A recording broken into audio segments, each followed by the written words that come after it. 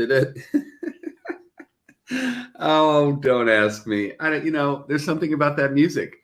I think that's why we use it. We use that music because it is a Saturday morning and we need to just get ourselves in gear for what will be a very informative and fun session. Hello, everybody, and welcome to Saturday morning here at the ranch. And it's not a ranch, it's a small house, but doesn't it look back there like you know, that's the catio back there. I'm Jackson, and welcome to our little get together today. I'm glad to see everybody here, and you know what? I love the fact that that video that we put out. If you haven't seen it already, you should probably go watch it. Not right this second, but go back and watch it because we talked all about, and it's a very beginning look at the world of canned cat food and the ingredients and all that good stuff, or not good stuff.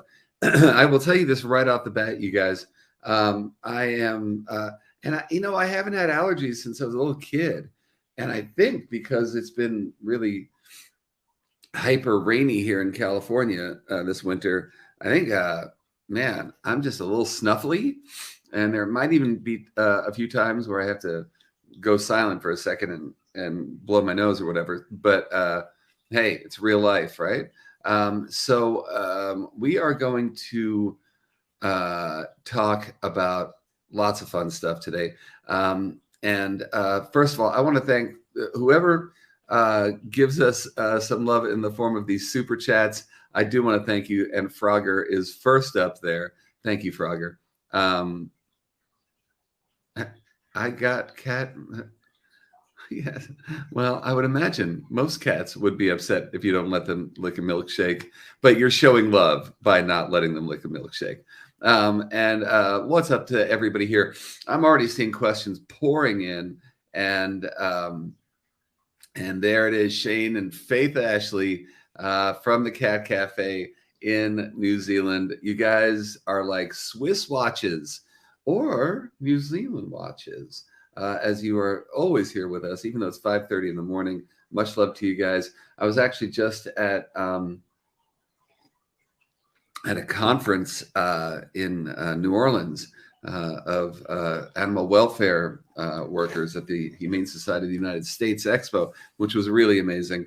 And I was hanging out with some folks from New Zealand and talking about animal welfare there. It was really fascinating and amazing. Anyway, that's not what you're here for. And we have people from all over the place watching us talk about what? Cat food. So I will say this right off the bat that I was amazed, not amazed, because I knew that you guys would be really into what we were talking about because you care about your cats and you want to do the best by them.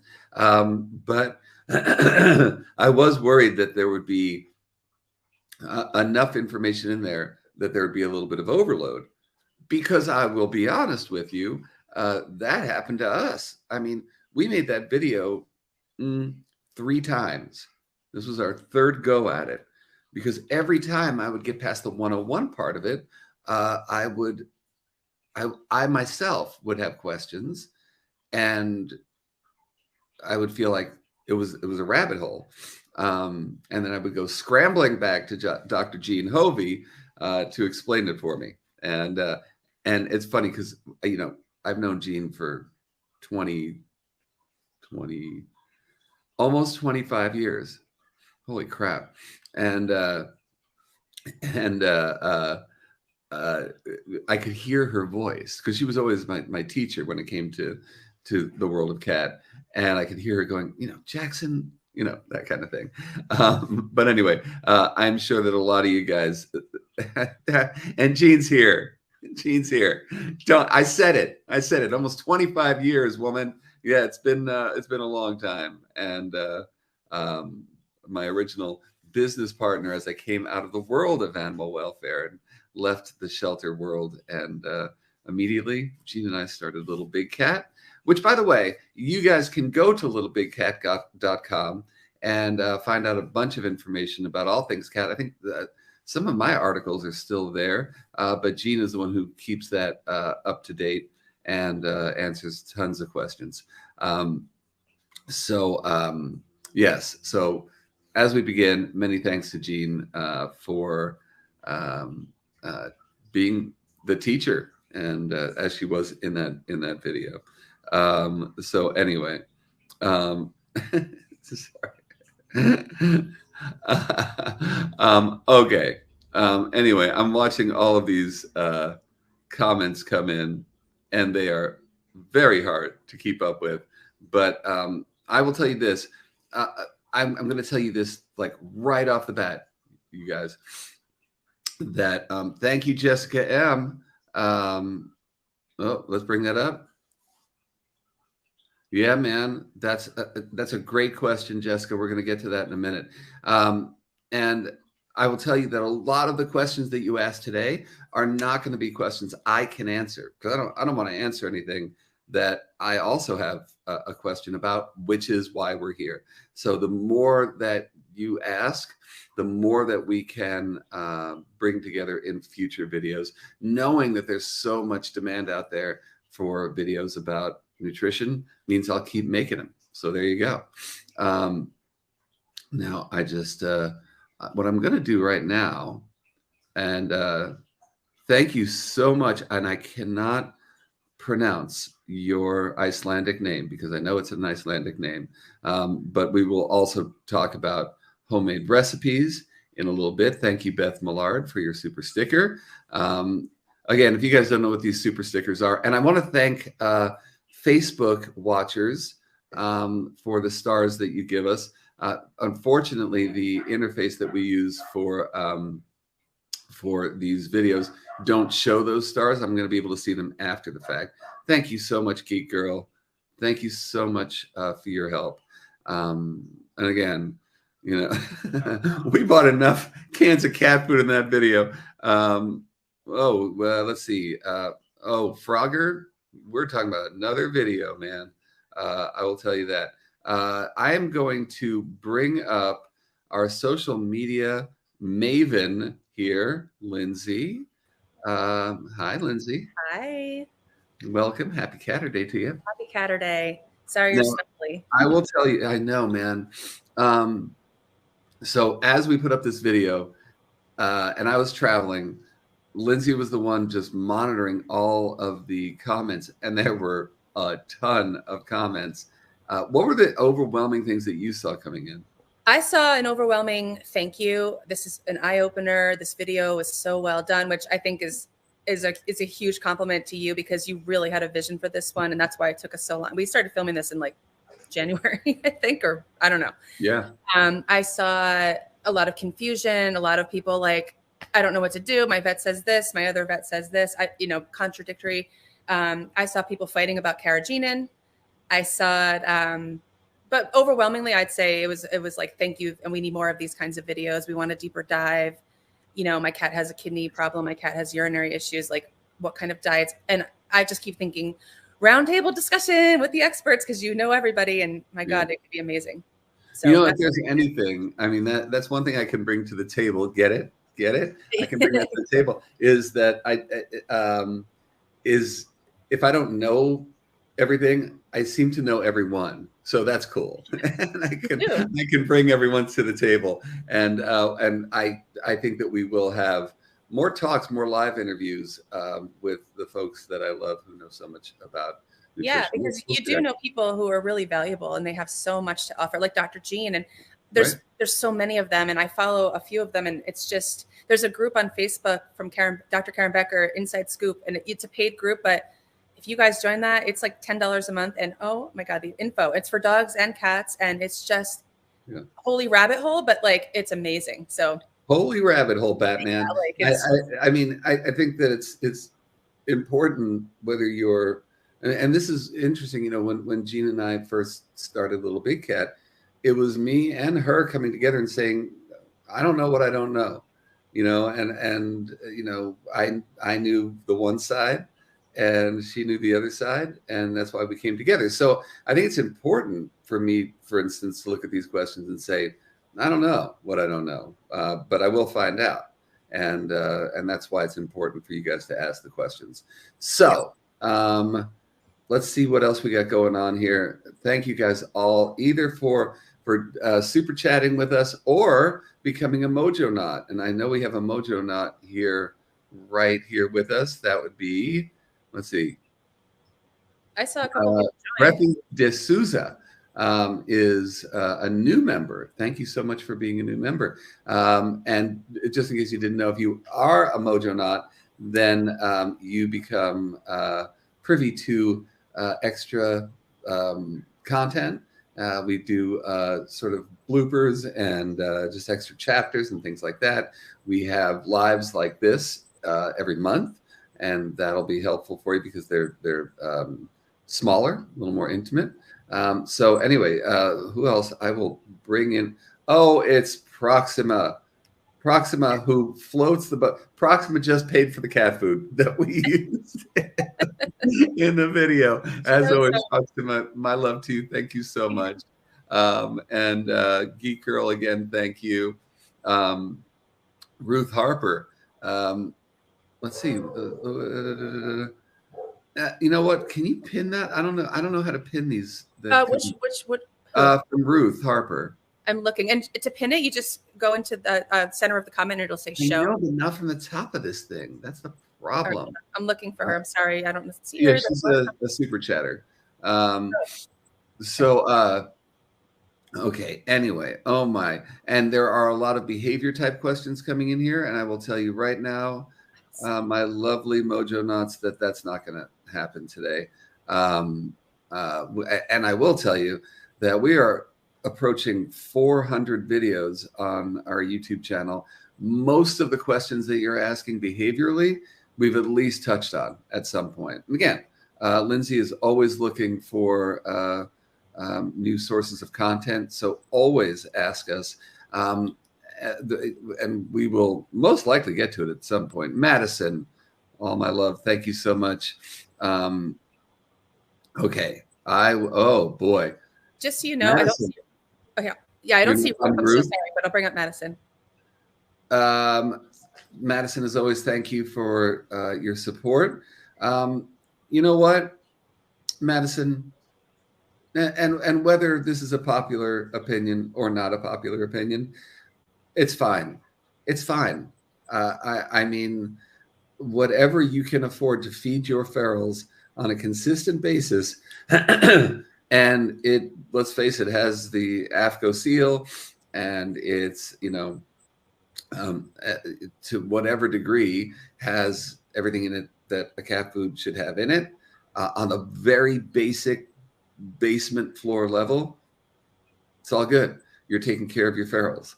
You are providing them a better life than if they were out there without a consistent source of food. That it brings them to your place every day so that you can monitor their health in a very real world way. It's not a perfect world out there for our community cats, but we make it more perfect. And whatever you can feed them, you feed them. Are you kidding? I mean, I have friends who take care of 20 cat colonies. And if we think that we can feed them consistently the same thing every day, we just can't. But we keep them in as best health as we can keep them. So again, thank you. TSR Animations. I know dry food kibble is not the preferred cat food, but are there ingredients you'd like to see most when looking for the but here's the thing, TSR Animations. The highest possible moisture in dry food is an oxymoron. That's not what happens with dry food. Dry food dehydrates, and it makes your cat more dependent on drinking water. And since cats aren't by nature drinkers, that's not really where they get their hydration from naturally, then we're creating a situation there. I mean, I get it, you know, and Lindsay, I'm sure you've seen this comment as well, that it's just too expensive. It's too expensive to feed wet food all the time. And I did say it in the video and Jean has said this for many, many, many, many years. We would rather you eat the worst wet food in the world, not you, your cat, than the best dry food. Yeah. And that's just the bottom line. And that can be substantiated. So going back to what Madison said, if it's wet and it has the things that in it that make it a complete food, then I would feed it over the dry. So I found Ruth again. She asked it again. Thank you, Ruth. So sorry. There you go, Ruth. Thank you. Thank you again, Ruth. I can ask again, what do we need to look for foods for cats prone to health things like bladder infections? But here's the thing. I mean, and Jean, of course, can always correct me, which she will never hesitate to do. Oh boy, and we're going to bring Frogger up here in a second. Not yet. Okay, if you look at that one. Oh my good Lord. And this is why having dogs is an issue. Can you just hear ignore it. It's fine. But anyway, bladder. Talk about bladder infections. And this is one of those sources of just like consternation from me, that there are prescription diets out there for bladder infections that are dry food. Come on. I mean, think about how completely out of touch that would be. Again, we're going to dehydrate the cat in order to make them more, they're going to drink more water, which somehow might help. And the carbs involved and the things that are in dry foods that will naturally be,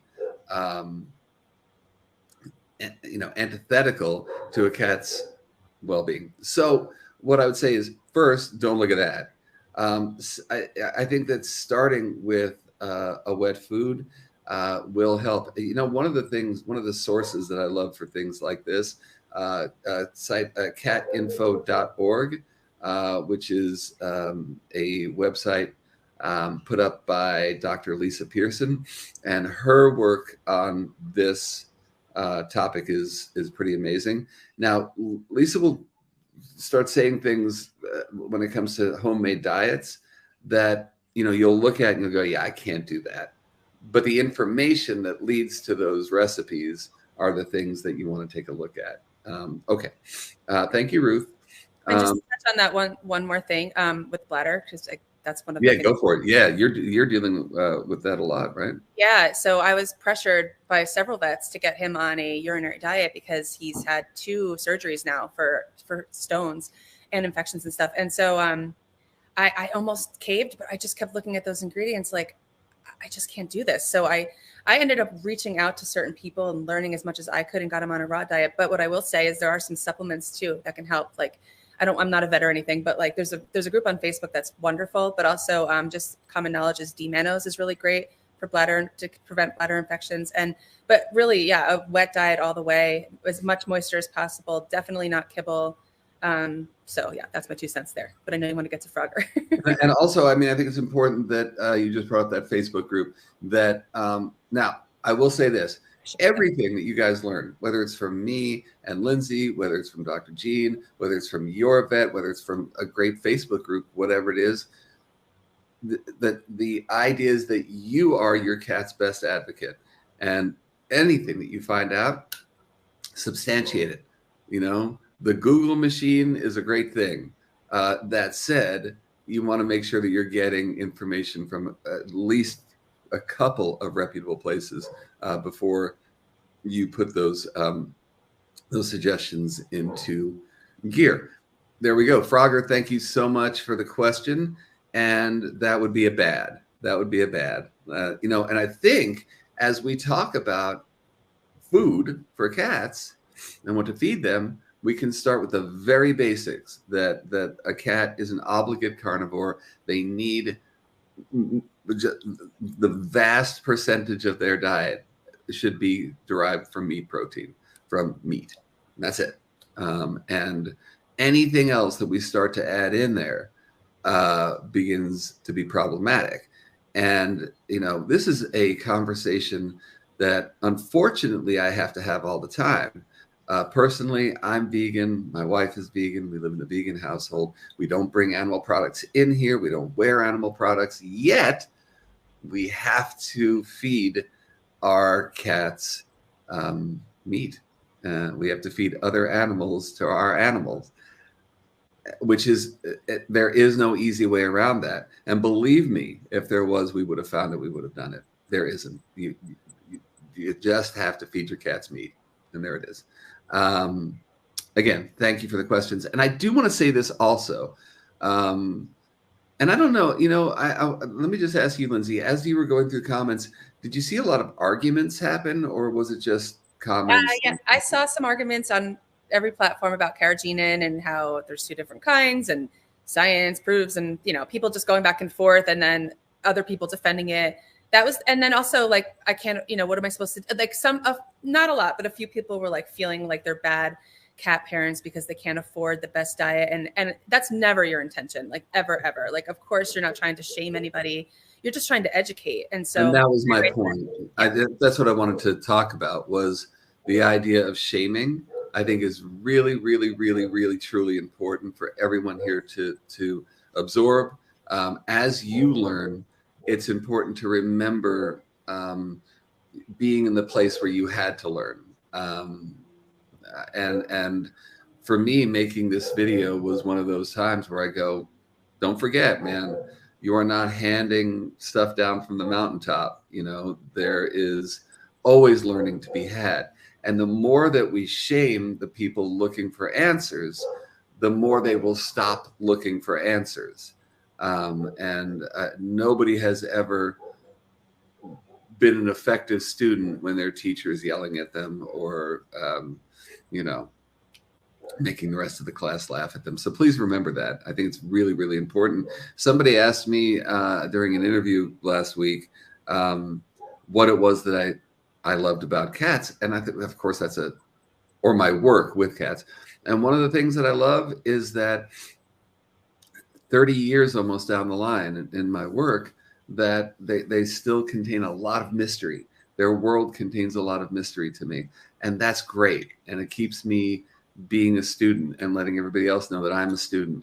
And not to preach, but I'm preaching humility as you learn, to make sure that you are the best possible teacher that you can be, so that we get everybody who loves their cats to feed the best diet necessary for their cat's well-being and vitality. Okay.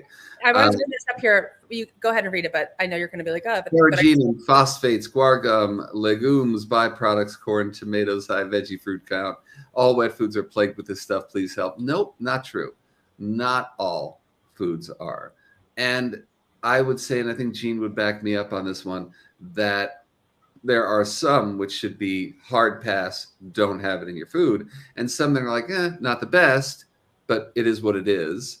And then you go down the line. That's why I broke the video up into the 3 categories based on price point. I did that because, listen, you want to do the absolute best? We're going to start with a raw diet. We're going to go from there, and then we're going to go down. And sometimes even the most expensive stuff wasn't the best stuff. And even the cheapest stuff was like, all right, I mean, we can live with this.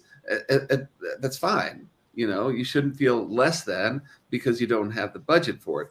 So that said, as we go through that, carrageenan should be that one where you're like, nope, I know this is a carcinogen.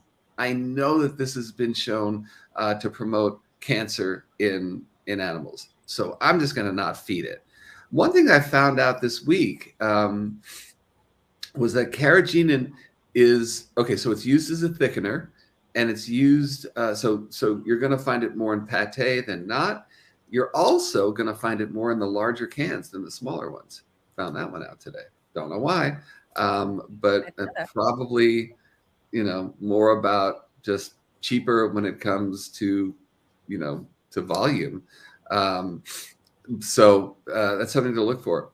But, it is. There's definitely brands that are, I mean, the problem is, yes, it gets to be more expensive, and it's hard, especially a lot of your followers have several cats. And I have 2, and it's like, I can't even afford another one if you want to do it really, I don't mean to say the right way, but the best way I can do.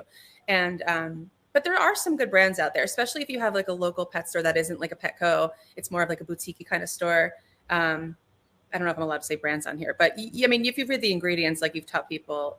And that's the thing. I mean, I think, I know that not to get off topic, but if there was one thing that people said over and over and over again that I think I annoyed them with was why I didn't call out brands. And so I want to, and there we go. Someone just asked, what are the good brands? Don't.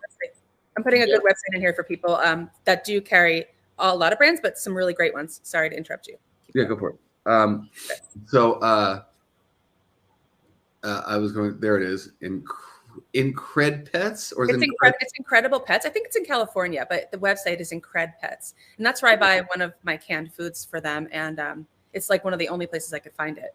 So there you go. Yeah. Now, so getting back to it is, I don't call out the brands because I want you to read the cans. That's why I made the video. And I don't want it to be seen that I'm shilling for a brand. I don't endorse food. That's something I've stuck to all these years. So I want you to look at the can, and all you got to look at is, oh, there's carrageenan. That's a hard pass. Other things are not as hard a pass. When we talk about something like, upping protein count by having pea protein, that's just off the top of my head. That's something where, and I'm sure again Gene would agree, that's something where all you got to do is know that that's the company skimping, and saying, no, the meat costs more, the pea costs less, so we'll put more pea protein in there. Okay, but it's not going to, be as detrimental to your cat's health as having carrageenan in there. So you have to have that sort of scale that we try to help you get there. It's hard too, because a lot of cats have sensitivities to pea protein. My cats can't have legumes. It's hard, and I feel for everybody, because this has been my life for the last couple of years. And like you said, we're learning every day, and it's just like, there's so much. And I see why people cook for their cats, they make it themselves. And I wish that I had the stomach for that, because then what's really going in there, and you can control it. But now there are comments coming in as well that I will, again, one of the things that I know that Gene has worked really hard on over the years, and other advocates like Susan Thixton from The Truth About Pet Food and Dr. Karen Becker, who we referenced before, have been working really hard to try to get the pet food companies to come clean. And unfortunately, the FDA really doesn't regulate what's going into those cans in a real way. So they are working to get a bit more transparency in there, because it's really tough. I mean, someone just mentioned a brand where they're known to sort of hide ingredients. They can if they want to, or you can make an end run around the truth in the way things are right now. To that end, I mean, are smaller brands more reliable than the big ones? I don't think I have the full skinny on that, but you would have to say yes. That one of the things that you see that the small sort of boutique brands are the most proud of, and what makes them stand apart from the mass manufactured ones, are that they have better ingredients. Everyone's talking about the chicken. That's why I pinned that. Just what was that? Everyone's asking about the chicken. Who has chickens? And everyone's. I have chickens. I'm the only one who's Mike. Oh, you mean it's either me or Lindsay? Yeah. No, I have. That's my chicken, Scarlett, who she's very talkative is upset about something, and I have no idea what it is. Yes, and we have a house chicken, and it's really, don't believe me, it's not lost on me that we're talking. I believe they'll see a picture of her. I think it's Tuesday. She's scheduled to be posted this week on the bed. Oh, really? Cool. Yeah. She comes in here, but right now she's too pissed off about something. She spends her time half out in her run and half in the house. Anyway, I think that when it comes to what the brands can hide, again, that's something they can do. I have found that that those brands, but again, it's not lost on any of us, I'm sure, that those boutique brands are going to cost, significantly more usually than the mass produced for that very reason. They're not produced to a point where a big multinational corporation goes, how do we save a tenth of a penny per 5-ounce can? Oh, we do this. That's not their biggest concern, And that's something to look out for too when some of these smaller brands sell out.